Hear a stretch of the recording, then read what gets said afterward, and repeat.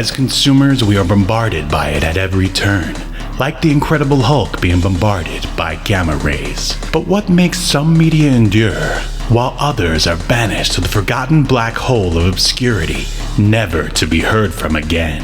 Who or what decides this? Hetero life mates Steve and Yahel want to know, and they want to know now. This is Obscurity Now.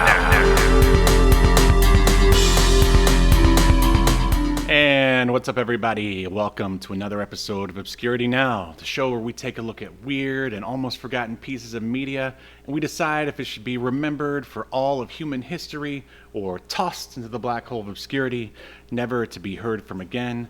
My name is Steve, and with me is a man who, well, I don't have anything this week. Well, Steve, I'm a man that I bought a seat, but I only need the edge for this podcast. I wrote that down too. Oh man, yeah, that was such a that was perfect. It was such a good line that they used it numerous times, and frankly, I don't blame them. Right. Well, it's just like with the first film, and we're talking about two movies. I'll get to that in a minute, but in the first movie, I swear every commercial is oh shoot, what is it that they always say, like?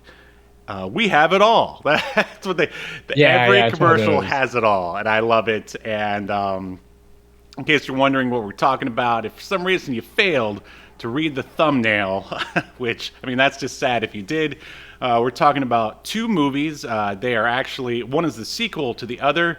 The first one is called the WNUF Halloween Special, and the second movie is called the Out There Halloween Mega Tape. And how would you, before we get into the synopsis, where IMDb tells us what to think, how would you describe these movies?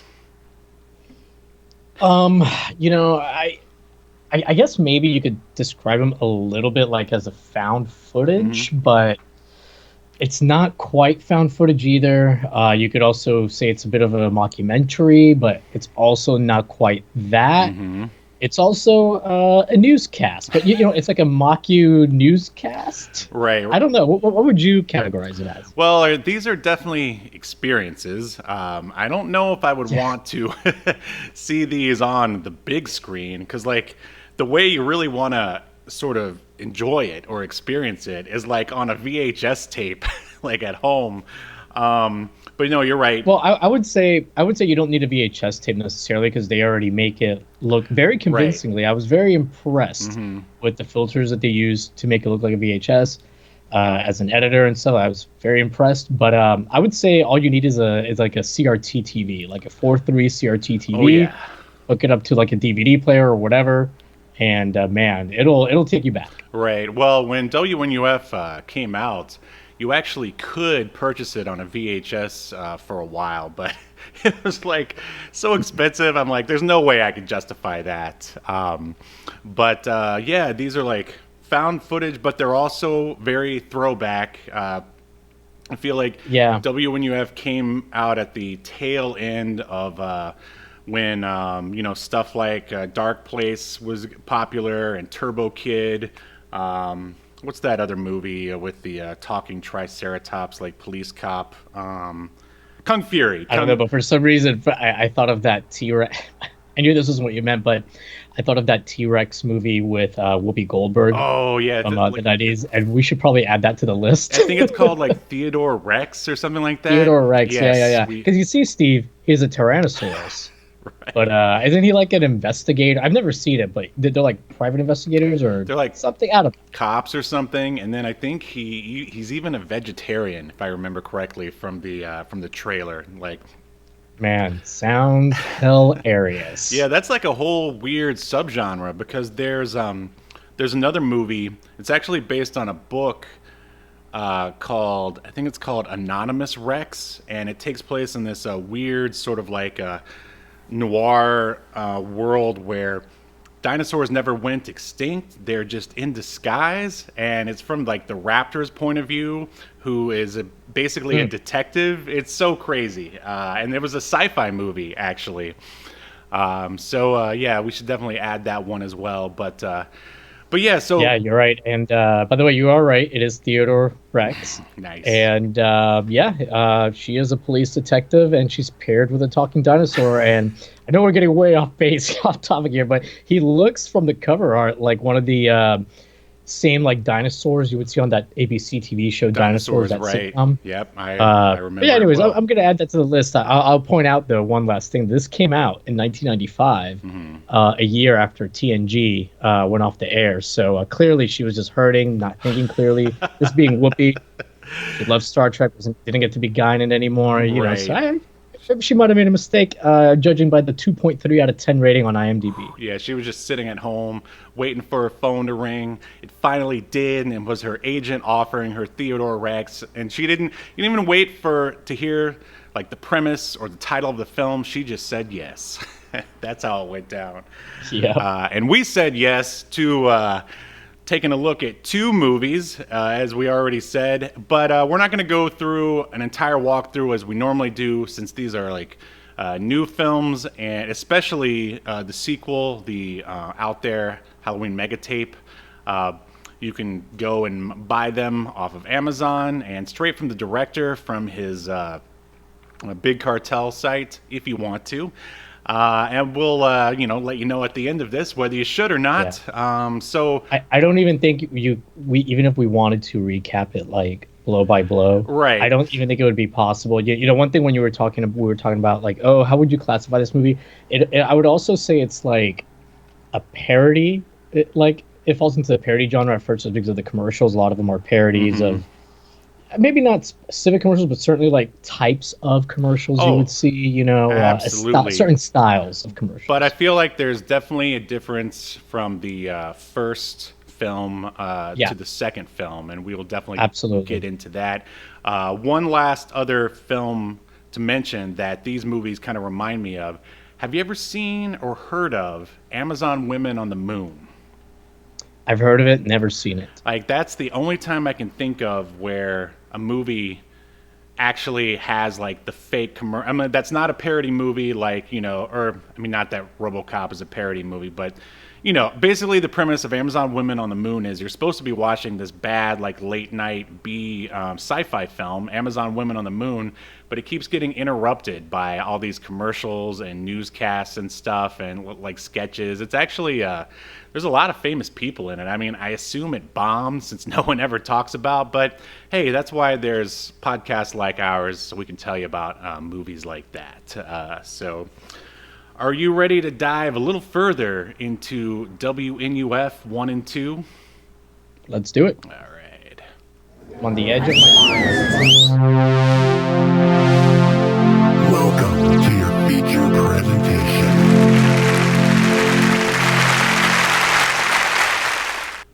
Alrighty, so jumping right in, we're going to start with, obviously, the first one, the WNUF Halloween special, and it premiered October 18th, 2013, and it clocks in at about 1 hour and 23 minutes.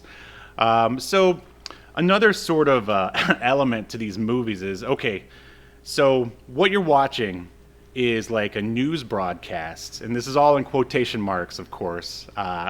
Did you sort of read the synopsis before going into the movie or when watching it, or did you just go I went in completely cold. Oh, interesting. And I can't wait to hear about this then. So basically the sort of, I guess, story behind it is, all right, someone recorded this broadcast, the WNUF Halloween special. It's basically like a local news station, and there's this, as you're going to see, there's this, or here, this sleazy reporter is basically like, we're going to go check out this murder house where this son hacked up his parents, and and it's supposed to be Halloween night, and the reporters and the anchors and stuff are all dressed in costumes and everything, but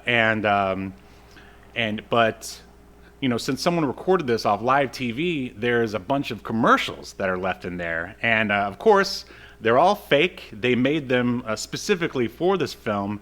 And then there's a guy who is making you a copy of the tape, like a tape trader or something. So when the commercials start getting really repetitive, like you see it for maybe the third or fourth time, he actually fast forwards through the commercials for you. And that leads me to the question for you, Yahel. Have you ever bought like dubbed or like re-recorded tapes from a tape trader, like ever?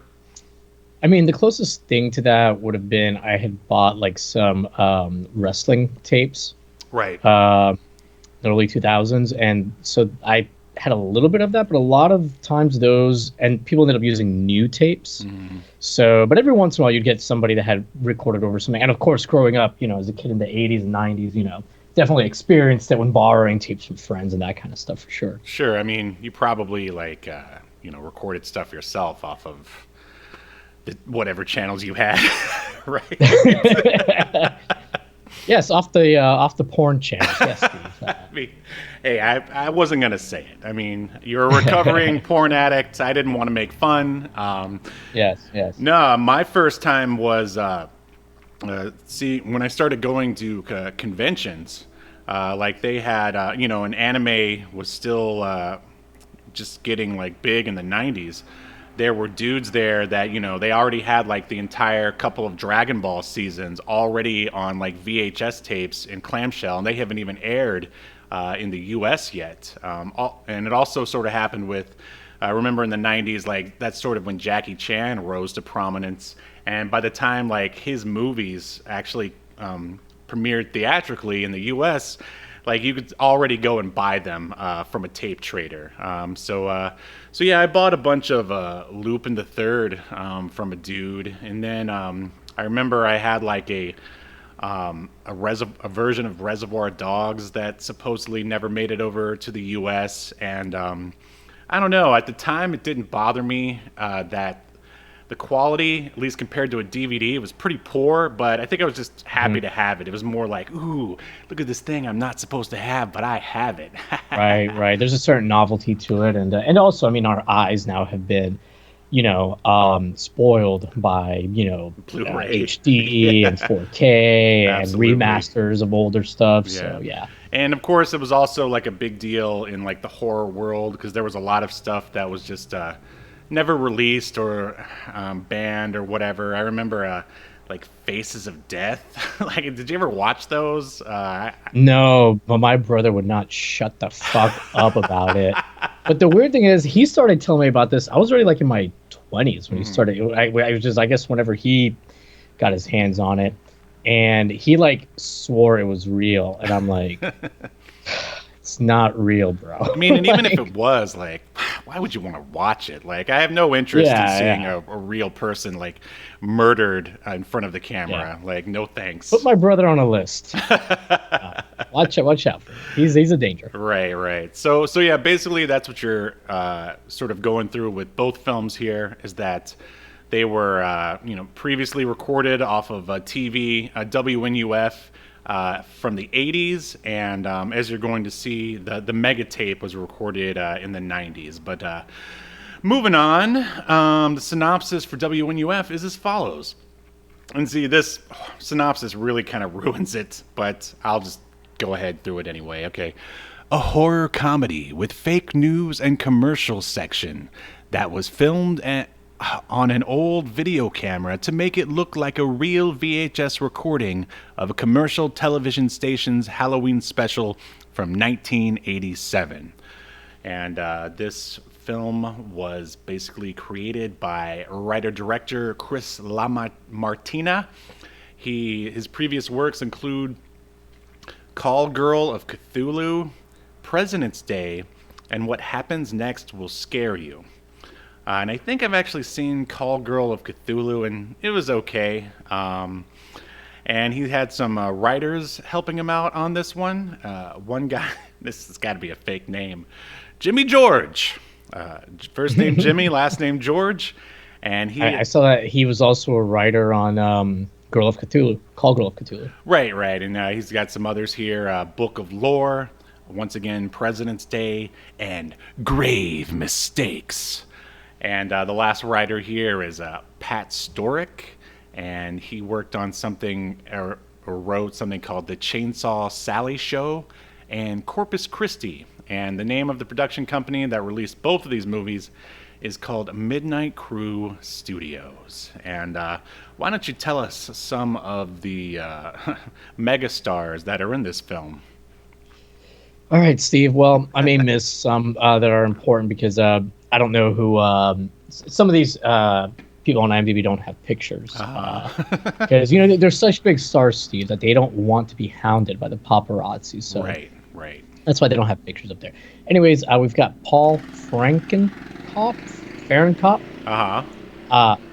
who plays Frank Stewart. He's the so basically, like, the way the movie takes place is kind of like the first half of it, or maybe like the first quarter of it, is like the regular evening news, and then they kind of move into the Halloween specific special, hosted by Frank Stewart, who's played by this guy Paul.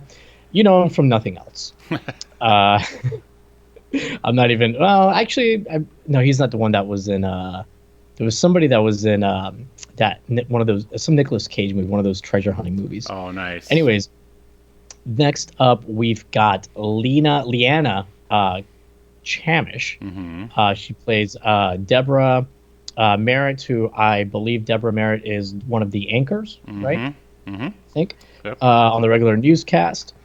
We've got Richard Cutting. He plays Gavin Gordon, and Gavin Gordon is the other news anchor. And it was him. He's in National Treasure: Book of Secrets. Wow, good for him. As Agent Tyrn. So I don't know if he has lines, but he's a named actor, and he's got a pretty decent IMDb here. 52 credits, real movies. He was none of that fake crap. He was, yeah. He was in Guess Who's Coming to Dinner? Or I'm sorry, I think it's Look Who's Coming to Dinner. No, it's Guess Who's Coming to Dinner. Yeah. All right. But it's not the one with Ashton Kutcher. Never. This is a video. This is a short. You know what? Actually, no. These movies are fake. This is all fake. Well, he was on All My Children, though. Sweet. Yeah. He played some minor recurring characters. It looks like. Okay. Anyways, moving on. We've got Brian St. August, who plays Dr. Louis Berger, who is one of the he's in one of the commercials, right? No, he's a paranormal investigator. Oh, that's right. I'm sorry. Yeah. And his wife is played by some older lady who doesn't have a picture on here, so I don't know who she is. Helen Mary Ball. She plays Claire Berger. Thank you.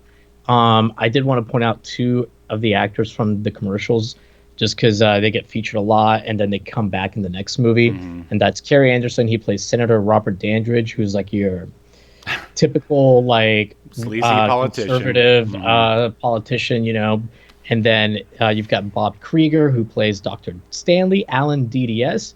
He is a dentist whose biggest fear is Halloween because cavities or whatever. Right. Anybody else, though, that you thought was important? I know that there's a lady, too, that's in the van during that lady, the telecast. The actress, or the character name is Veronica Stanzi. The actress's name is Nicolette LaFay. Yeah, she's in both movies. And aside from that, looks like she's got quite a bit of stuff here. Something called Pigpen, Sociopathia, like Call Girl of Cthulhu. So she's... Again, don't get fooled. These are nothing you recognize her from, audience. Hey, man, who knows? Maybe someone listening is a horror aficionado. And I'm sure they would appreciate us bringing Nicolette's IMDb to their ears. Yeah. And by the way, I mean, when I say like, hey, you don't know this actor or actress from anything, that's not to like say anything of their acting ability. I actually thought for the most part, everyone does a really good job. Yeah. As far as their performances, really good. Like, there's nobody where I thought like, ooh, this feels like low rent or like a cheap, movie where they just got whoever. Like, everybody does a really good job with their performance. Absolutely. So. Basically, it starts out, as Yahel said, with a newscast. And I mean, if you're like close to our age, then, you got to experience like local, like bad, like TV. I don't ever remember them really dressing up like this. That's not to say that they didn't. I just don't really remember it. But basically, the anchors are all wearing like the Gavin, the male anchor, is dressed like Dracula, and the female anchor, what was she dressed as? A witch or something? She was dressed like it was like the Bride of Frankenstein, Oh, I yeah. think. Oh no, she was a witch. She was a Okay. witch. She was a witch. No, you're Yeah, right. yeah. I think in the second one she's a Bride of Frankenstein. And I mean, and it's just as cheesy as you might think it was. I think Chris LaMartina loves puns, maybe even more than you and I.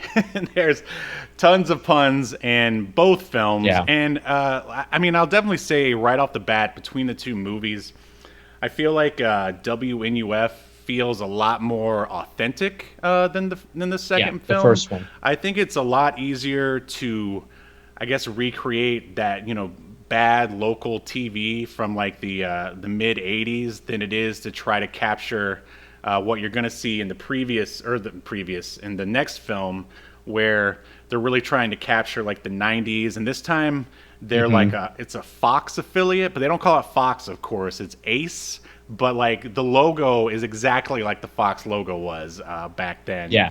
And but we'll get to that a little bit later. And yeah, basically they report the news and make a lot of like funny little puns, and then they keep checking in with Frank Stewart, and he's basically, and this is where I think WNUF comes out again as the stronger film. Like, they sort of bait you at the beginning. They're like, we're going into this haunted house, so you know what's going to happen, and you get like excited. So when you watch all the commercials and all the other stuff, like in the middle, you still have that like anticipation. Like you're like, when are they going to get to the house, man?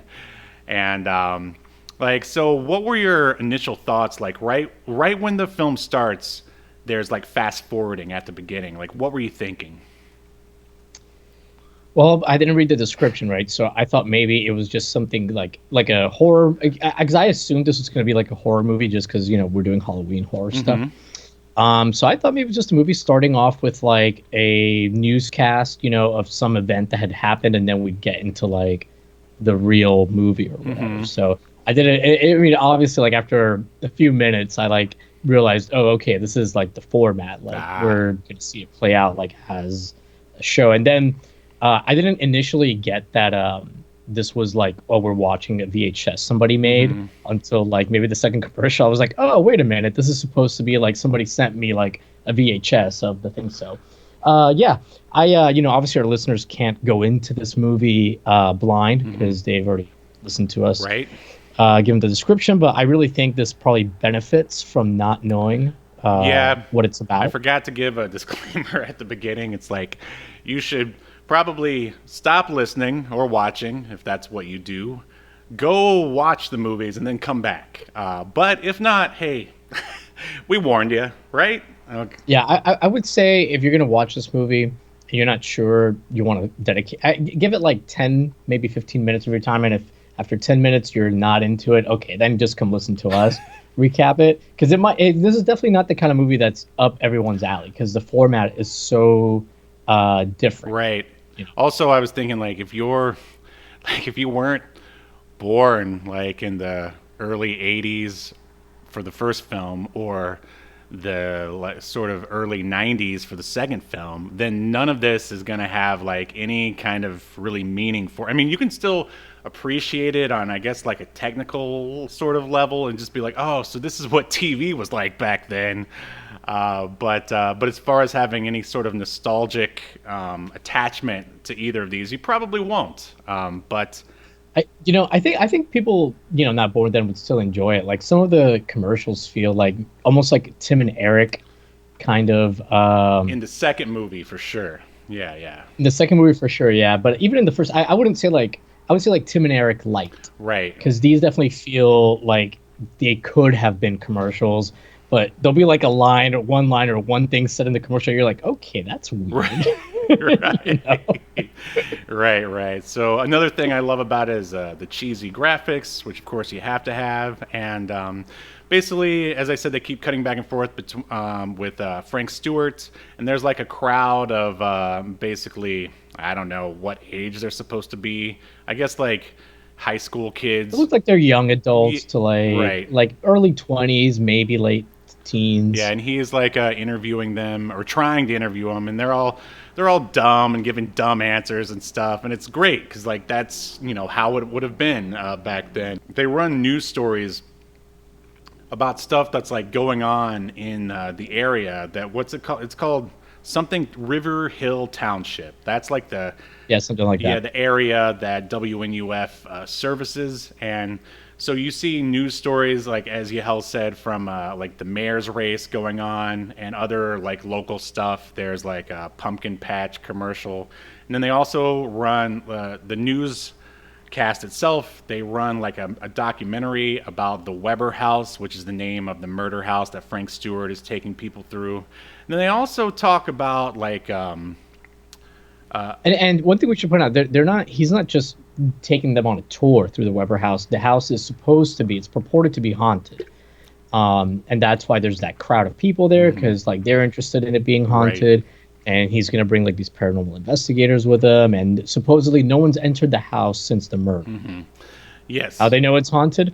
I don't know if no one's entered it, but that's fine. We'll let right. That well, every town, especially small towns, they have that one house that, something crazy may or may not have happened and may or may not. We had one of those in my neighborhood where a murder happened. And no. And this is in the Brandon, Florida. Where a dad murdered his daughter. Oh, wow. And then he killed himself, and nobody bought the house for like, God, I don't know. It was definitely a few years, and people would like tell stories about hearing weird things at night, coming from the house. And... Awesome. Well, maybe next time I come to Florida, we're gonna go check that house out. I mean, eventually somebody moved in. Yeah. They were called the Webers. Whoa, mind blown. So yeah, he's Frank Stewart says they're going to have a call-in seance later on, which they definitely do. But for now, he's sort of introducing us to all the players in what's supposed to be kind of a farce. But things go awry as they do. But that's as much as I'm going to say about that. He brings in these paranormal investigators that are supposed to be, I meant to look up the Warrens. The Warrens are the ones in real life, the ones who supposedly discovered the, Amityville house. Are you familiar with the Warrens? Mm-hmm. Yeah. Well, here you got the Burgers, and basically they're, paranormal experts that Frank Stewart called on to help with the seance, and he asked them all these questions and stuff. And what do you think about Frank Stewart? Dude, he's great. Like his performance is awesome. Like it's very believable. The only I would say though, I couldn't really tell at first if Frank, not the actor, if Frank was like really believing this stuff, or if he was just kind of playing it up and kind of almost like poking fun at the whole thing. And then we do kind of like later on in the second movie kind of get deeper insight into like, his to what's actually going feelings on. About what's going on. Yeah, which is kind of interesting. And one thing I wanted to mention, Steven, I know this is kind of backtracking a bit, but you mentioned that during the newscast portion, they were running local stories. Did you have a particular favorite story? Because I certainly had a favorite out of the local stories they ran. I mean, the ones that stick out to me right now are basically the mayor ones, when they're sort of like ragging on each other, and one of the mayors is like, oh, if he wants to talk about this, we could talk about his infidelity. How about that? Yeah. Well, he's like, oh, well, I'm here to talk about real issues, not this small stuff. Like he keeps calling everything small stuff, and then at the end he's like, so if you want to talk about infidelity, okay. Like, what? Yeah. Nobody was even talking about it. Right. Which one did you like? My favorite one is the one where they start talking about how it's the 1-year anniversary of this kid that was trick-or-treating. Oh, God. Yeah. And he had like, he was wearing like a military, costume uniform. Mm-hmm. And he's an Asian kid, which is important for the story. He goes and knocks on this old man's door. Mm-hmm. And the old man, I guess, the implication is that like he was a nom or something. Oh, no, they say he was a nom, that he was a vet. Oh, they do say nom? Okay. Yeah, they do say he's a vet. Yeah, and that he had like, basically had an episode of PTSD. He had a flashback and he shot the kid dead. Yeah, I after I saw that, I mean, And I meant to say this at the beginning. I've watched WNUF quite a few times, and the spoiler alert, I like it, so I usually watch it every Halloween. And yeah, this time when I was watching, I was like, why is that even there? Like, is it just so they could have like a sad story, or could it possibly be a red herring? So once you get further into the film, you start thinking, oh, is it that Vietnam vet? Maybe he's causing trouble. Like, I don't know. Oh, I thought it was just to do the joke, because then they do like, and I don't remember exactly how they transition out of it, but they have like a real awkward, weird transition where I think they make a pun as they transition out of it. It's just like real weird and just like real tasteless. Yeah, that's probably what they were going for. I mean, and that's the great thing about Frank Stewart is how sleazy he is, and he also insults, like when he's interviewing the kids when they give a stupid answer, he like makes fun of them. Like right there on camera, and it's great. Yeah, he's awesome. Definitely like they cast the right guy for that. He comes off very like Phil Donahue-esque, maybe a little Geraldo Rivera, and yeah, he does an awesome job. And then they bring up the burgers, and they're like this older couple, and there's a really funny sort of back and forth between them when they're basically talking about their cat and how their cat Shadow is the third member of their team, how he acts as like a familiar, and then Frank goes, it's really a pretty pussy, and like for a minute you think that Mr. Burger is like, are you talking about my wife or something? Like it's just really awkward, like funny little moment, and that's the big difference. Again, like moving a little bit forward between this film and the second one, is that I feel like this one's a little bit more subtle than the mega tape. But yeah, so we basically, after however many commercials, and there's a ton of commercials, but I think they're the true like star of these movies anyway. I would agree. And they end up inside the house, and they eventually get to the call-in seance, and the first call they take, they go, "Caller, are you there? Are you there?" And there's like an awkward silence, and then you just hear a guy go, "Iron Maiden rocks!" And then that's basically the end of the call. Yeah. And then it just sort of, spirals out from there. And like one of the callers asked them to contact their aunt and tell her that she's a bitch. And he's like, "That's not what we're here for." Right. Is there anything else we should? I wrote down some of my favorite commercials from number one. Is there anything else we should touch on regarding the plots without spoiling too much, you think? No, I think that's good. Probably don't want to go into too much detail, and spoil it for people watching. Right. But yeah, I will say, like, again, this is one of those scenes, the callers calling in during the seance scene, where I'm kind of like, well, is Frank taking this seriously? Because he does seem legitimately upset when people aren't like. Right. The point of the seance call-in is for the callers to call in and ask them questions to the ghosts of the people that died at the Weber house. Right. But instead, they're just being jerks or whatever. Right. And he seems genuinely upset. Right. So, but it's like. So I don't know. It's a little weird, but right. So one of the commercials I wrote down that I really dug was, and it's definitely later on in WNUF, is the Cloverland shooting range, and it's basically, just how it sounds.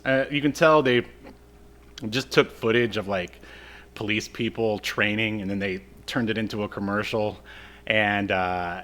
At the end, they had a great line that ended this commercial, and it's always stuck with me, and it's, "Come feel the warm embrace of the Second Amendment at Cloverland Shooting Range."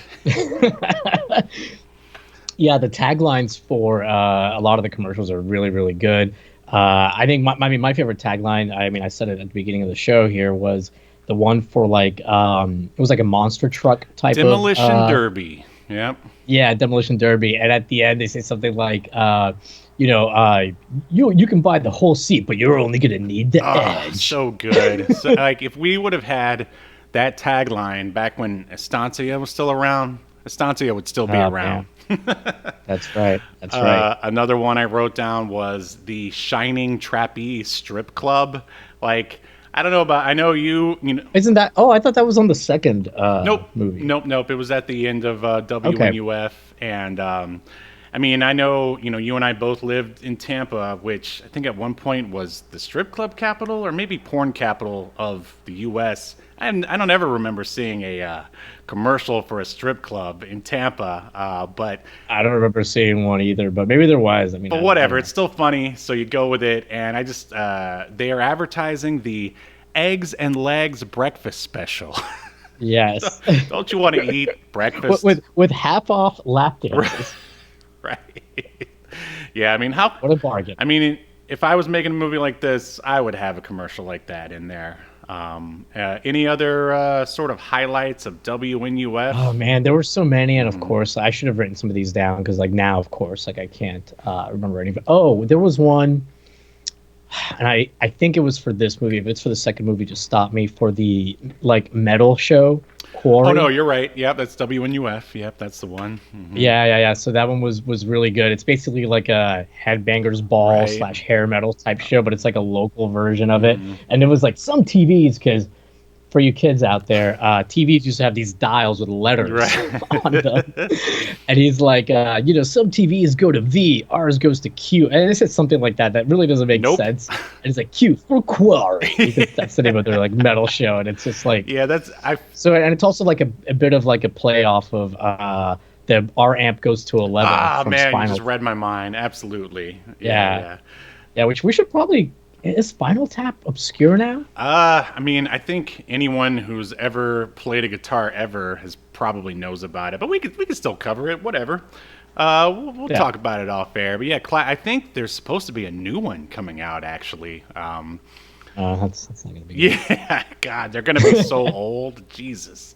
But that's probably why it's gonna be funny. Yeah.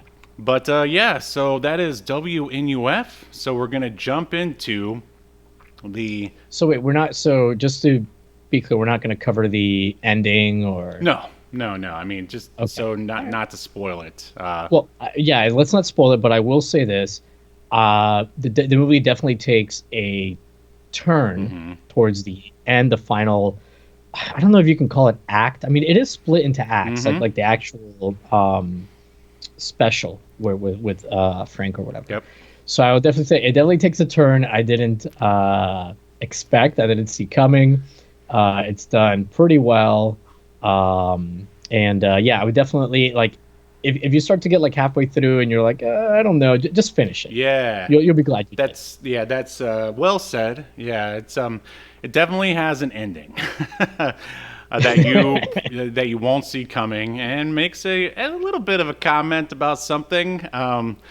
But yeah, we don't want to spoil it. So any last anything else for WNUF? Anything else?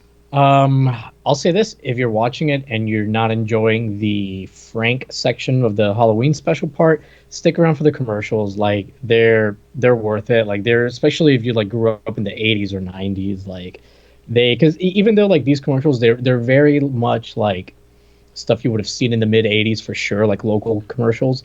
It's also stuff you still would have seen going into the 90s. So I think really anybody, that grew up in the 80s and 90s will like get a kick out of these commercials, and just how freaking accurate I they are. know. Even though it's all for fake product, fake businesses, like they all feel like they could easily have been real. Authentic, yeah. Oh, and some other commercials that we didn't mention were, the sort of like Dare and Depression commercials that they did. Oh, and their anti-drug commercials Yeah. are really funny. Those were awesome. Yeah.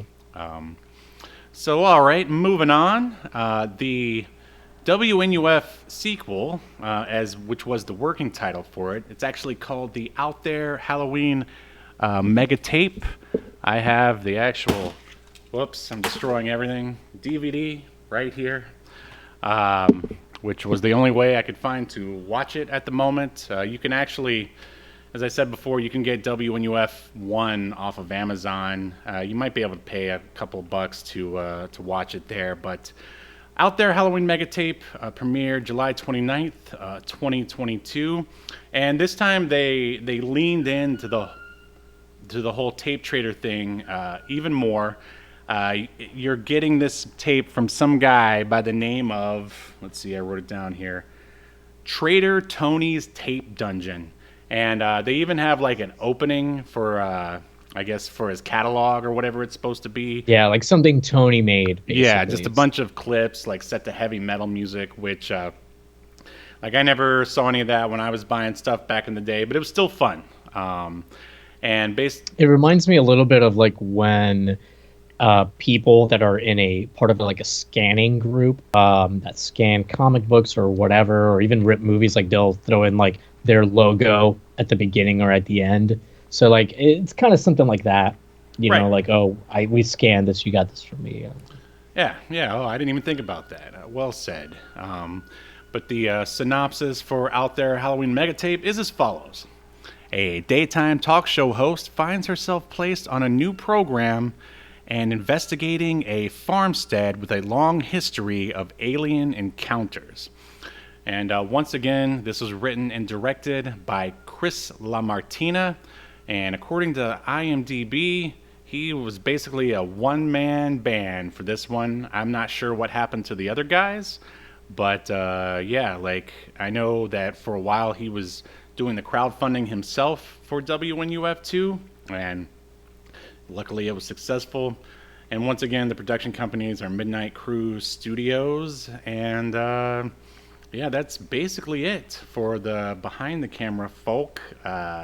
You got that cast handy? Kind of. The IMDb is a bit sparse, but as we mentioned earlier, you do get some of the characters from the first movie pop back in here. Specifically, give me 1 second here. We see the Veronica Stance comes back. We do see the guy that was running for senator, Robert Dandridge, come back. We also see the dentist, Dr. Alan DDS, come back. And I mean, we see Frank come back, but only like in archival or, you know, when they show footage from the first one. Right. I don't think there was anything new from him. But yeah, it's pretty much, other than that, all new people. We do have the person that plays Ivy. Oh my God, I just lost Sparks. everything. Ivy Steve. Sparks. Thank you. Ivy Sparks is played by Katie Hidalgo. Melissa LaMartina is who plays Ivy Sparks. Gee, do you think LaMartina, she's married to I Chris? can't help but notice that her name is the same as Mr. Chris is here. So and that's not exactly a common name. So yeah, I assume that there's some kind of relation going on there. But yeah, I mean, in the IMDb, like it has more like audience. So a lot of this takes place like on a talk show, like a 90s Ricky Lake kind of talk show, which is what I think she's supposed to be like a Ricky Lake. Oh yeah. Especially with the whole be nice thing. But yeah, I mean, we get some mentions of the audience members in the IMDb. But yeah, we don't need that. Anybody else here that you think is important to mention that carried over? No, I mean, I think you covered. You mentioned that Veronica Stanzi showed back up again, right? Yep. Yeah, you covered everyone. So good on that. Did you notice, Steve, in the audience member of the talk show that because they're all wearing costumes, it's like Halloween, right? Some of the costumes like are pretty. There's some pretty funny stuff. Like, do you remember when Demolition Man came out? And this is really like going into the 90s. Like I loved it because like I'm like, oh man, like 96. This is right around that time. Sure. Taco Bell. Like if you like went and got one of their meals, some of them you could get these like futuristic sunglasses, quote unquote. I remember. They had like the wacky shapes. Oh, there's a guy in the audience wearing those. Oh, Taco that's Bell awesome. Demolition Man sunglasses as part of his costume. The other costume that really stuck out to me, of course, is there's one guy wearing a Star Trek TNG costume. Wasn't there two? It was a guy and a girl, right? Oh, I only noticed the guy in the yellow, but yeah, there's probably more than one. Mm-hmm. I believe. I'd like to think they were all internally in the hearts wearing Star Trek costumes. I want to piggyback off your sunglasses story there. Do you remember when, because Mannequin came out, Pizza Hut had sunglasses there too? Oh my God, yes. Wow. Yeah, I had a pair of those. Yeah, Yeah, because that mannequin movie is dumb. oh, so dumb. Only something So like dumb. that could get popular in the 80s. That was the one where like the mannequin comes to life, right? And the guy falls in love with the mannequin. Yep, because she's like an Egyptian, I don't know, goddess or something. Sure. Yeah, why not? That I mean, that's Yeah, like the Scorpion King, The Rock, put a curse on her. I believe is the. that's It's a pure prequel to the Scorpion King, actually. Coke fueled 80s entertainment right there. It's Yeah, like a bunch yeah. of producers just put a bunch of Coke on a table, and that's what they came up with. I remember Mannequin was like kind of like a big It was. hit. I feel like, right, because wasn't there like a music video for like one of the songs from the soundtrack that was like a big. I feel like I remember constantly seeing some music video from the movie, and the movie was constantly on TV. Now, if you really want to get obscure, Mannequin 2, maybe we should cover that one. I feel like I'd have to go back and watch the first one again, and I don't know if I want to do that. Well, we just swore to ourselves that we would never do two movies at the same time again. So I don't know, listener slash viewer, if that's what you want, let us know in the comments. Yeah, sure. Or you know what? Don't let us know. Yeah. That's probably better. Yeah. So Spader is in this? Okay, sorry. I started looking at the mannequin. that's awesome.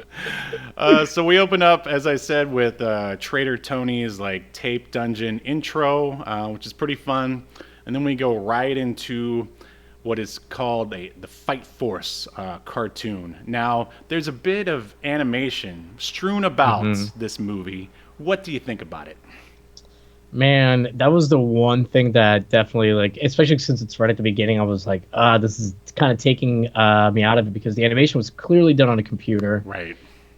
They've put a filter over it to make it look, like it was done in the 80s. And some of the things that they get right, or I guess technically it's supposed to be the 90s, but Right. to be honest with this movie, I didn't think it was set in the 90s until they mentioned the year later on. You thought it was still the 80s, like late, like 89, maybe Yeah. 88?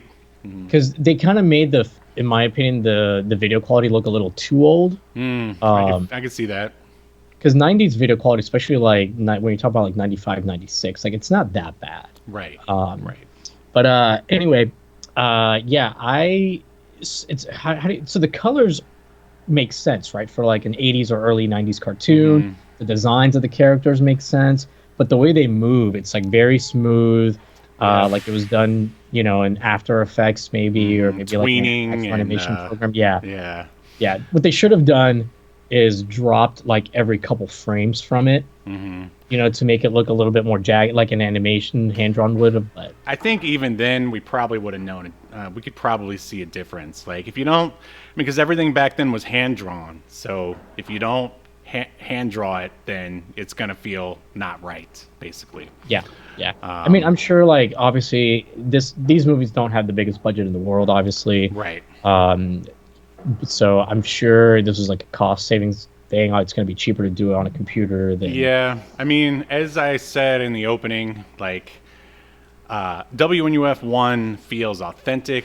These feel like, as you said, I think parodies or spoofs. I wrote down SNL commercials a lot of times.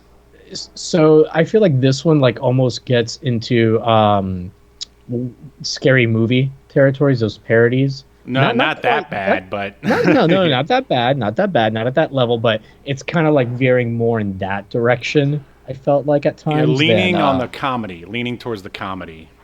Yeah, where in the first one, it was almost like a lot of what made it funny was the authenticity of it. Yes. Oh, I agree. Whereas this one, it was like we're trying to be funny. So yeah, right off the bat, that cartoon made me question the authenticity of the movie, which I didn't want to. I wanted to feel the same way I did with WNUF 1, but despite that, I continued forward. The Ricky Lake parody of Ivy Sparks, that felt closer to authentic. The only thing I could say is like, it's like the crowd was all made up of like the same age group. It's like they couldn't get like any old people to hang out in there. I mean, which is fine, whatever. I'm just nitpicking. It's our job that we don't get paid for. But other than that, I mean, it felt pretty decent. And hey, I mean, props to them. It looked like a 90s, talk show set. and they had like a full size audience, the kind of size audience you would expect to see on that kind of show. So, hey, kudos to them for that. Absolutely. And we let's see. It actually, you know what it felt like? It felt like Nightstand Nightstand. with Dirk I don't- Dietrich, aka Oh, Timothy yes. Stack. Yeah, yeah, Yes. Yeah. Yeah. yeah. All right. I So haven't heard that name in a long time. not since we talked. Nightstand. Not since we talked about. Pretty sure we mentioned it when we Son of talked the about Beach. Son of the Beach. exactly. So anyway, their deal is they talk about a guy. Of course, everyone's dressed up as Yahel said, including our host. They bring out a guy, or they have like an actual video package of a guy who says he's a real vampire. And now this shit cracked me up. Like, Me too. I laughed way harder in this movie than I did in WNUF, which I think is what they were going for. So they bring him in, and people are asking him questions, and he's like trying to be all coy and like hit on them and stuff. And of course, the audience is going woo. Yeah, like the audience member, she asks him like, "Oh, hey, what's your favorite blood type?" Like, and she says it kind of like to like make fun of him, for like thinking he's a real vampire. He goes, "I don't know, what's yours?" And he's like making all these like faces at her. Right, like, right. Or wait, seducing didn't he her. say, "Is it you?" Like you're my blood type, or something like that. Yeah, no, I think he just says like, "I don't know, what's your blood type?" Yeah, You know, either he's way, the audience wooed, and but the video package introducing him is hilarious Oh. because, I mean, I watched my fair share of like '90s talk shows because, like, Who for those that didn't? don't know, in the '90s, there were a million of these talk shows, Mm-hmm. and they would do these like crazy things where it's like, this guy thinks he's a vampire, this guy thinks he's a frog. They would do this Right. kind of stuff all the time, and they often did have like a quick 1 minute long video package like they did for him. And it's like, he thinks he's a vampire. He works at a gas station at night because that's like works for his lifestyle. Right. And like he drinks blood from like volunteers that he met at a local goth girls, book club or yeah. something like that. I could just see this guy hanging out at the castle, like no problem. Yes, Yeah. yes, I've met dudes like this. So Mhm. I thought it was hilarious. And he looks like he's, I don't know, how old do you think he's supposed to feel like mid-30s maybe? Oh yeah, mid to late 30s, and he's a little frumpy, and Yeah. I mean we see what he looks He's like. got like the long dyed black hair, Right. pale skin. He's a portly guy, Mhm. And so that video package was hilarious. Like right when he gets on stage, I just remembered this. I was gonna call her Ricky Lake, but Ivy Sparks. She says, "Are you gonna be okay, or are stage lights like too much for you?" And he's like, "That's why I'm wearing my shades." And it's just try to be just over the top, all cool and stuff. And then they bring out his cousin or brother. It's his And- cousin who's concerned about him, which is another like common trope from the '90s where they surprise the guests with, "By the way, there's someone here that's concerned about you," and they're like, "What? What's he doing here?" Right, right. And then basically it ends up with them saying they're going to give him a makeover. Another '90s talk show trope. Oh, yeah. Oh, yeah. Like, I was really on board with all this stuff because, yeah, as you were saying, this felt a little bit more authentic than the animation at the beginning and, like, really nailed. And the funny stuff that was supposed to be funny was funny. Yes. So like even the stuff that wasn't like didn't feel authentic still works. here. And then they move on to another guest, like after they usher Stefan, the vampire guy, off the stage. Right. They bring. Yeah, and his cousin's like, "Your name is Steven," which reminded me of like on Family Matters when Urkel became Stefan. is Stefan Arkell. Yeah. God, classic. Hot Steve Urkel. So yeah, they bring out the niece of the Burgers from the previous movie, and then she's like this sort of new age kind of hippie type, and she says that she thinks they were abducted by aliens. And let's see, and then we cut to some more commercials. Then I wrote down that they started feeling like SNL sketches a little bit, Yeah. And then there's some people in the audience that say that the Burgers' niece is just trying to cash in on their on what happened to the Burgers in the previous film. I was pretty impressed in here that they were that this they were actually referring to like the original movie. Like I thought this was just going to be sort of like an all new thing, and in some ways, I kind of wish they would have done that, because when some of the people from the original movie start showing up again, it just doesn't feel as real.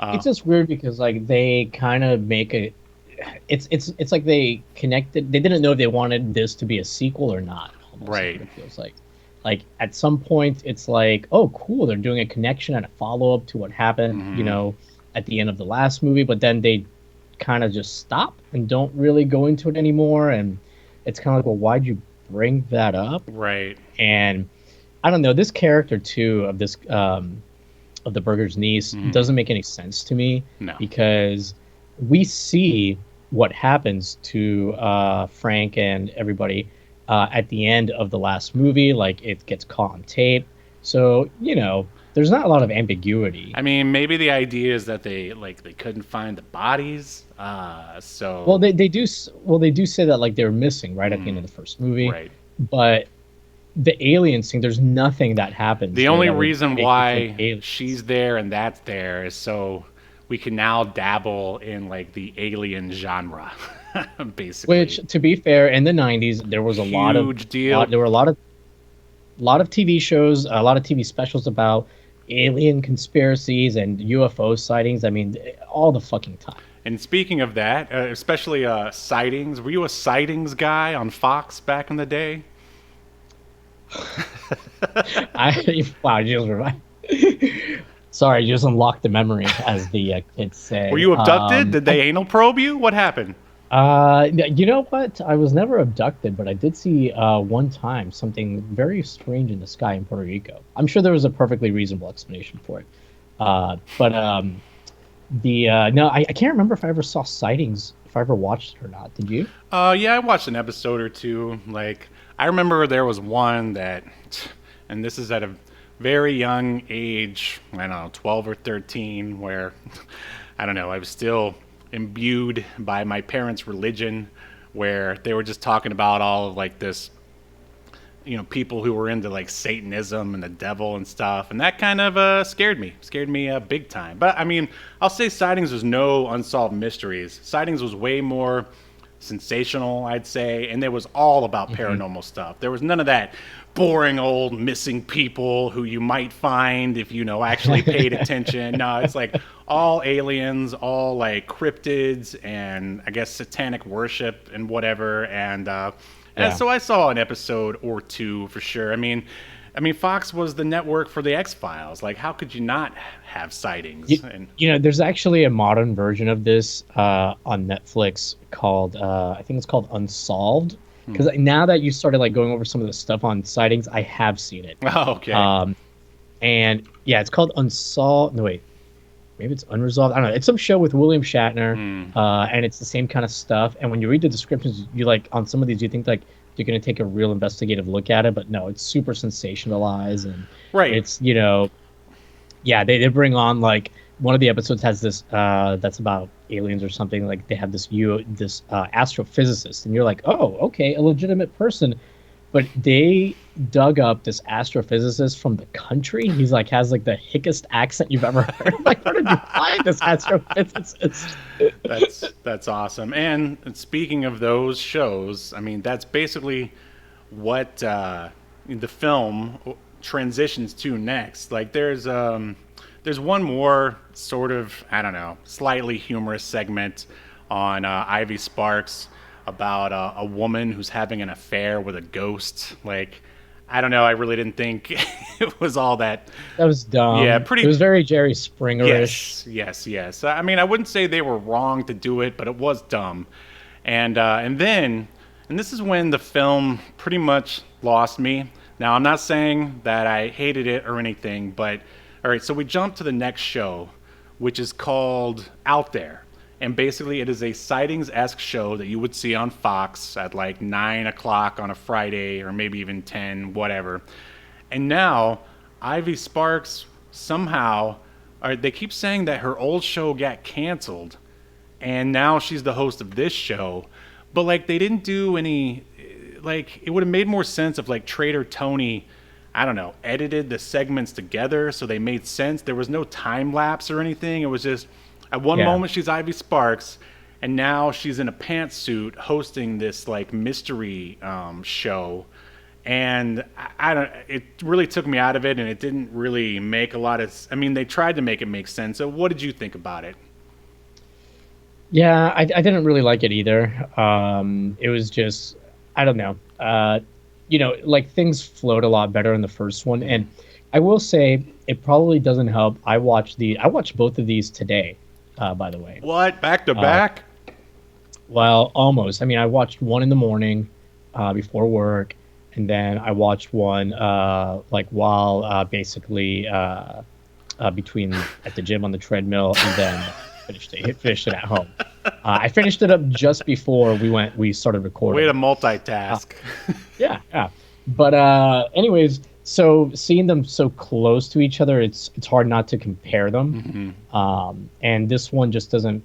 Things don't flow as well from like one scene to the next and like one idea to the next, in my opinion. No, but all right. So I guess let's dive into the plot a little bit more, and then we'll talk about some of our favorite commercials and whatnot. So, man, like the exposition, like, and this is one of the problems that I have is that the majority of the story, at least here in the middle of the mega tape, is basically Ivy and her co-host just talking to the camera, telling you about aliens and stuff, and then she eventually interviews this cult. And that's basically it until the end of the movie. Luckily... And the cult feels like the characters that are in the cult feel like Saturday Night Live. Yeah. Actually, I would say Mad TV, not even up to Saturday Night Live. By the way, a spoiler alert, I think Mad TV is terrible. Right. Generally speaking. Oh, you don't like Miss Swan? She looked like a man? Or what was the kid character's name? Stuart. Oh, yeah, I think that stuff is the worst. Oh, man. We should start a podcast. Awful. Oh, my God. We really should talk about it. But no. Dude, anytime people start... I mean, every once in a while there'd be something funny on there, but like for the most part, just terrible cringe. Yep. You know what?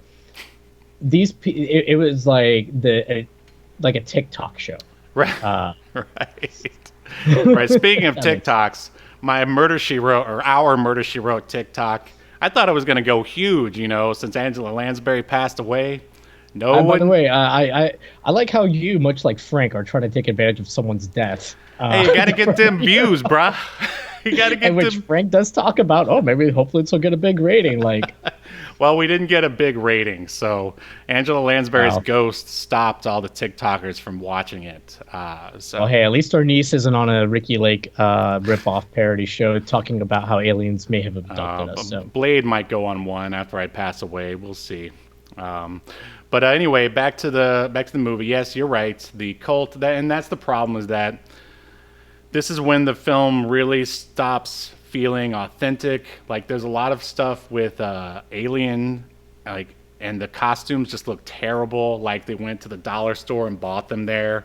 Like, they could have at least, maybe made the footage like they could have dimmed it, made the footage a little bit darker so the aliens don't look so cheesy.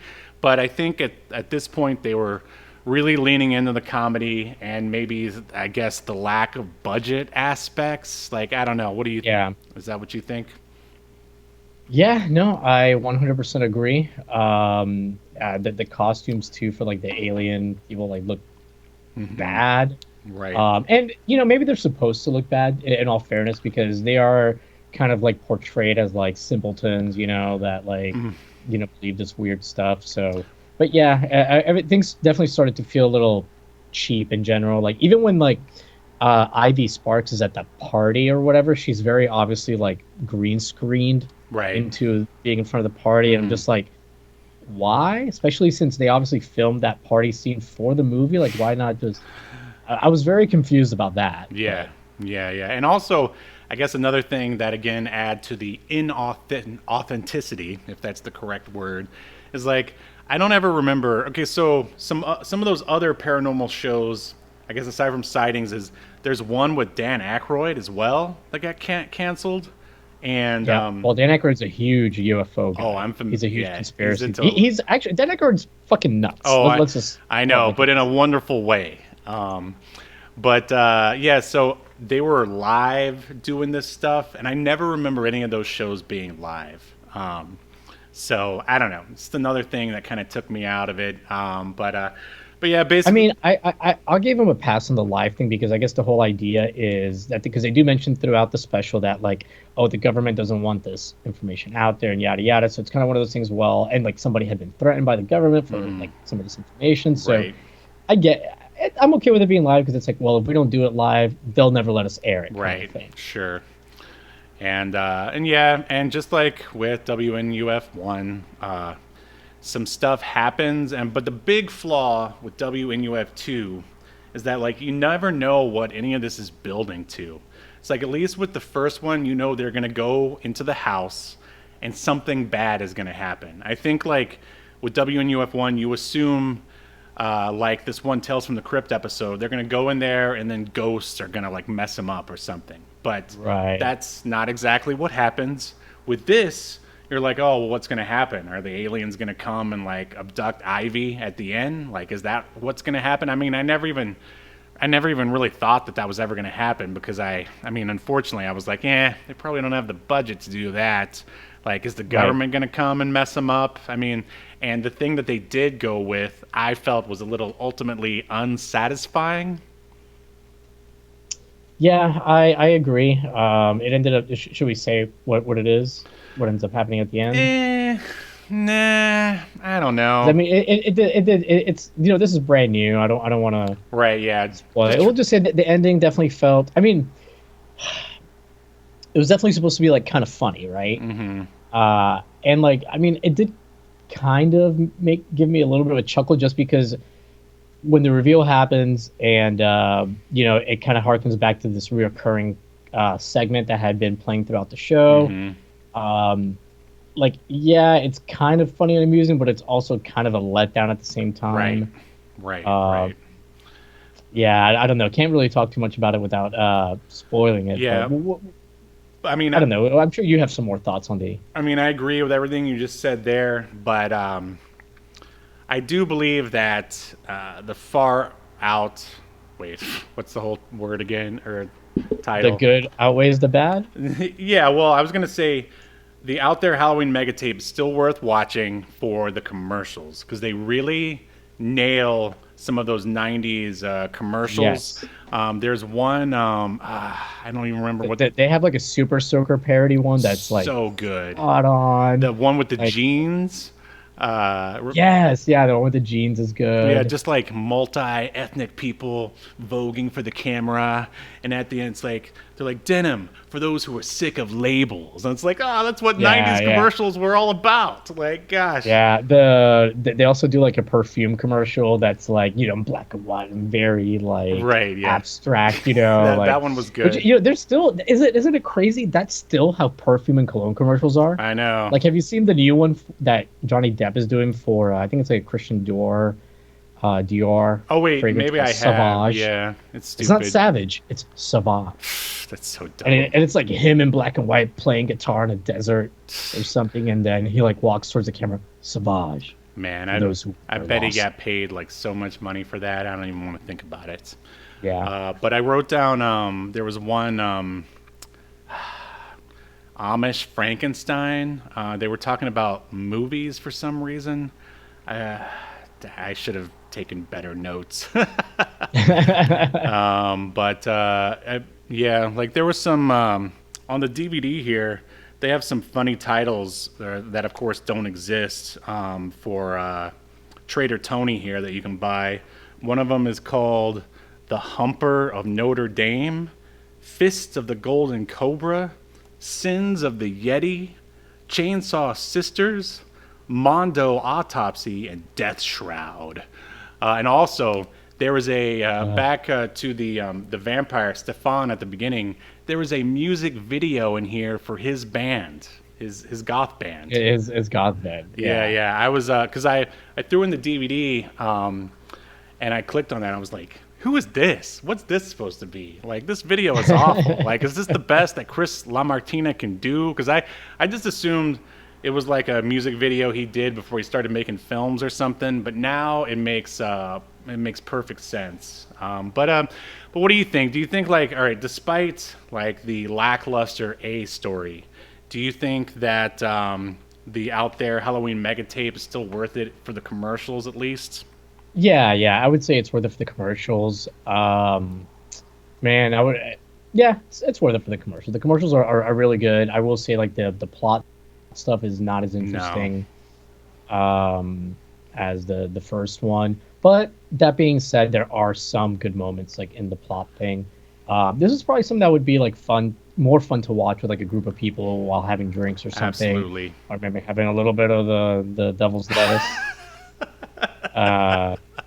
Oh man, this one has some like good anti drug commercials in it, and the one about like AIDS, where they're like, oh, which of these teens has HIV or is carrying the whatever. I can't remember how they phrase it, but then they go, we don't know, and neither do they. Yeah, oh, that was a good one. And I was just thinking back to, there was a commercial for it's either frozen pizza or Pizza Pockets.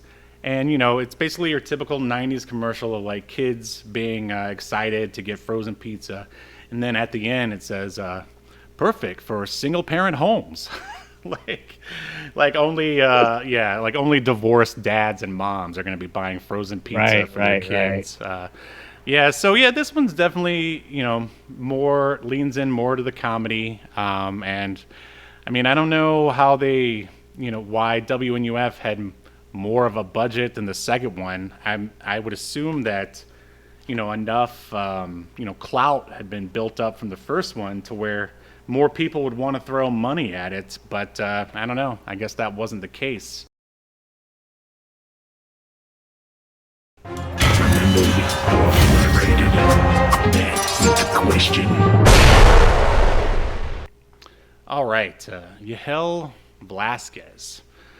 I guess we'll just do each movie on their own and go from there. Do you think WNUF Halloween special should be tossed in the black hole of obscurity, never to be heard from again, or remembered for all of human history? I'm going to say remember it. I'm sure you are too. Yep. I watch it every Halloween. I try to. I think I might have skipped it last Halloween, but I was happy to watch it this Halloween and review it here. I just think it's a movie that more people should know about, like, especially if they're around our age and like Halloween and horror. I mean, there's really no reason why you wouldn't like this movie. Yeah. And this is another movie that it'd probably be fun with a group of friends too, especially, you know, if you guys are all around the same age. But yeah, it's good. Well, let's see if we can go for a 2 for 2, Steve. What about the Out There Halloween mega tape? Man, that's a rough one. I wonder how I'll feel on a second viewing. But for now, I mean, you just don't get an experience like either of these movies with basically any other movie. Like, if you want to feel like you're, I don't know, 8 or 10 years old again in the 90s, then yeah, I would go ahead and say the Out There Halloween mega tape will do that. And as Yahel said, it would probably be really good to just throw it on if you're having like a Halloween get-together. To just throw it in there, and everyone can just like look up every once in a while and be like, look at that hilarious commercial. Like, of course, it definitely kind of suffers in the pacing department towards the middle. But I think that can be forgiven for the kind of experience that it offers. So I say save it. How about you? Yeah, I agree. I say save it. Not as good as the first one. But you know, maybe they just didn't, maybe what's his name, Chris, maybe he just didn't want to straight up do a repeat, you know, more of the same, you know, wanted to try and, you know, mix it up a little bit, so, which I can respect that, right? But it still has its fun moments, and the commercials are still like really well done, and it definitely makes up for maybe some of the shortcomings. I think if I hadn't seen WNUF like the first one, before I saw the second one, I would have enjoyed it more. Oh. But I kind of was like, oh, I want more of that first one, Right. kind of a thing. Right. So when I didn't get it, I was kind of, this is a lot like when Metallica released Load Oh, here and we Reload. go. If any other band had released Load and Reload, people would have been like, oh, this is amazing, this is great. But because it was Metallica and it wasn't more of what people wanted from them, Steve, I don't know why you're rolling your eyes around. What? The I room. didn't roll my eyes. What are you talking about? Don't. Metallica is in California. Do not make me send Lars to beat you like he beats the Skins in Metallica. But anyway, so yeah, but you get my point, right? That like it just, I don't know if I would say it's like bad or maybe like a lesser than experience because it really is, or just not what I wanted it to be. Right. I mean, with every sequel, I mean, could either be one of two things. Either it's going to be better than its predecessor or worse. I mean, and usually it's worse, but it at least delivered on the laughs. I'll give them that. I don't know. I think like maybe they were just like Chris was like, well, this is how much money we have to work with. Well, I guess we're just gonna make this a big joke and not really be as authentic as we were in the previous one. With the second movie, I would almost say skip the niece part where they actually harken back to the original because that part's a little boring. Mm-hmm. But then after that, it kind of picks up, at least with the pacing. Well, I mean, I think the Ricky Lake segment or Ivy Sparks segments are the best. It's just when she suddenly gets fired and becomes a host of a paranormal show that takes a lot of suspension of disbelief to go with that. But yeah, I mean, still fun Halloween movie, probably a fun party movie, and yeah, make sure you take the devil's lettuce while you watch it, as Yahel said. Yeah, it'll help. All right, let's run this. In accordance to Obscurity Now, the most important streaming YouTube podcast in all of the internet, you shall be remembered. Yes. Good show. Good show.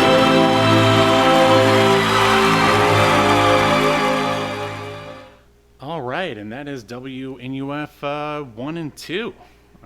Is there anything else we should mention before we dip out?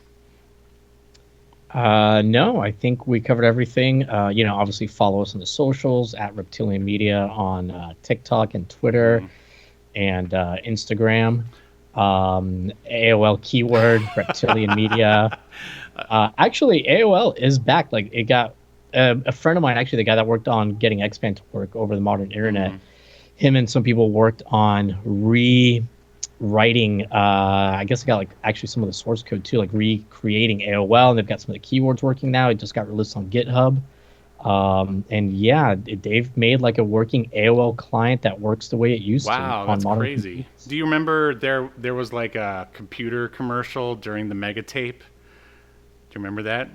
Oh my God, the one about the internet where they're like, oh, now at blazing 56K. Dude, I remember when I got my 56K modem, and it was definitely faster than my 28K modem. Blazing, I don't know, but you definitely felt that slightly better come through a little bit faster. Well, I was on a podcast a while back, and it finally premiered. It's called the Superhero Cinephiles Podcast. And I was on there talking about future convicted felon Alec Baldwin's movie The Shadow from 1994, which, I was obsessed with that movie when it came out. I kind of felt like I was cheating on our podcast because I wanted us to cover that movie first, but we still can. And you should check it out there. And if you're a colorist and you want to work on the up-and-coming hot indie comic Escape to Earth, let me know. Let us know on Twitter and all the other aforementioned socials, especially AOL that Yahel mentioned. Yeah. And we can put you to work on Escape to Earth #2 because the Frenchman that worked on mine is incommunicado. No emails, no nothing. I don't know what happened to him. Maybe aliens abducted him. I assume he OD'd on. We need to get Ivy Sparks on the case. Well, Who knows what her job is now? She's probably in what? Nope, that's going to reveal the plot. Never mind. I'll pass on that. And speaking of Escape to Earth, still plenty more copies available. If you'd like to purchase one, it helps out this show quite a bit. And I mean, one thing we always forget to mention is like, I mean, you could always go onto Spotify or iTunes and leave a review. I mean, that'd be swell. Yeah. But other than that, we will see you next Sunday as we continue to discuss more obscure media only on Obscurity Now. See you then. Happy Halloween. I'm having a weird day. The name's Adam. Where I'm from, I'm known as the Zero Thief. Depending on who you ask, some might say I'm the best thief. But believe it or not, even the best screws up every once in a while, and that's what I did, and I had to make a fast getaway. I ended up crash landing on this bizarre planet. Turns out, I didn't get away fast enough. These winged freaks followed me here. It's just us here, Zero Thief, on this empty backwoods planet. So start talking, either to me or my blade. Okay, I do have something to tell you. It's about the planet. It's not that empty. Come on, man. I thought you were gonna die. Cut me loose. Behind you. Whoa. Thought I was done for. It was gonna be a light snack for a snarling creature. But then, she showed up, riding on the back of one of those monsters like it was nothing. And with a wave of her hand, the other razor-toothed beast just stomped away. I'd never seen anyone like her before in my life. I thought I'd say something clever. Thanks, have you seen my ship? She gave me a look that said more than words ever could, because I think she was trying to read my mind or something. And from there, things just got even weirder. Escape to Earth. 36 pages of insane dinosaur action. Issue 1 available now at reptilianmedia.bigcartel.com, featuring a variant cover by Sean Forney. Act now while supplies last. You've been enjoying Obscurity Now, a podcast that's recorded live to tape and streamed to Twitch and YouTube. Subscribe so you never miss an episode or hilarious quip. Take us with you by following the download links provided in the show notes to wherever you get podcasts. And take notice of our various social media links if that's what you're into. I'm not here to judge. And make sure you join us live next week at 6 p.m. Eastern, 3 p.m. Pacific as we continue to discuss more obscure media only on Obscurity Now.